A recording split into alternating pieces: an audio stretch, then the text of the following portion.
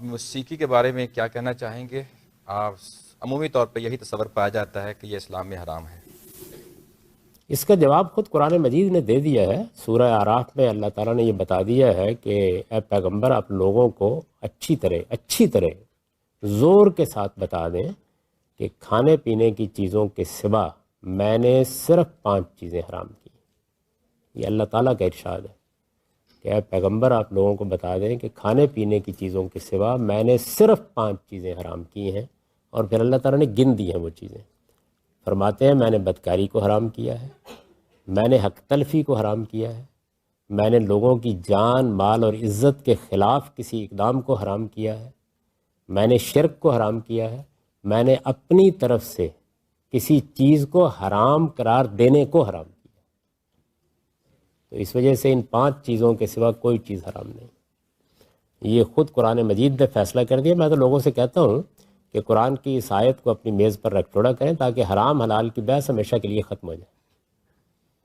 یہ آپ کے پروردگار کا ارشاد ہے، اور اس زور کے ساتھ ہے کہ کل انما حرم ربی، ان سے کہہ دو اے پیغمبر کہ میں نے صرف یہ چیزیں حرام کی۔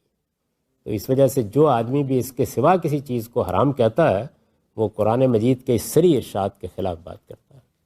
تمام فنون لطیفہ، خواہ وہ موسیقی ہے، خواہ وہ شاعری ہے، خواہ وہ ادب ہے، خواہ وہ افسانہ ہے، یہ سب بالکل حلال جائز ہیں۔ ان کا کنٹینٹ دیکھا جائے گا، اگر ان میں سے کوئی چیز، تو 5 چیزیں جو ہیں ان میں سے کوئی چیز پائی جاتی ہے تو پھر اس کے اوپر گفتگو کی جائے گی۔ حرام صرف وہ چیزیں ہیں۔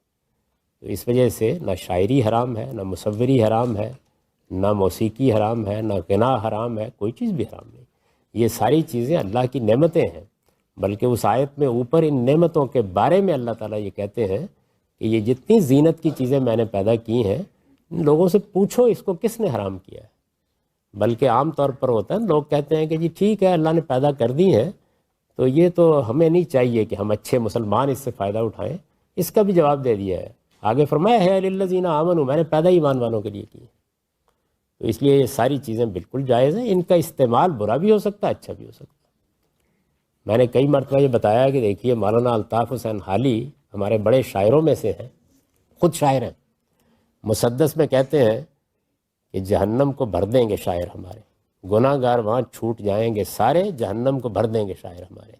تو یہ شاعری پر تبصرہ نہیں ہے، یہ شاعروں نے جس طرح کی شاعری کی ہے اس پر تبصرہ ہے۔ تو کوئی تصویر، کوئی موسیقی، کوئی غنا، کوئی اور چیز اگر اپنے اندر ولگیرٹی رکھتی ہے، اگر وہ بدکاری کو فروغ دے رہی ہے، اگر اس کے ذریعے سے شرک کی تبلیغ ہو رہی ہے تو اس کو روکا جائے گا۔ ان میں سے ہر چیز بالکل جائز ہے، حرام صرف 5 چیزیں۔ حجاب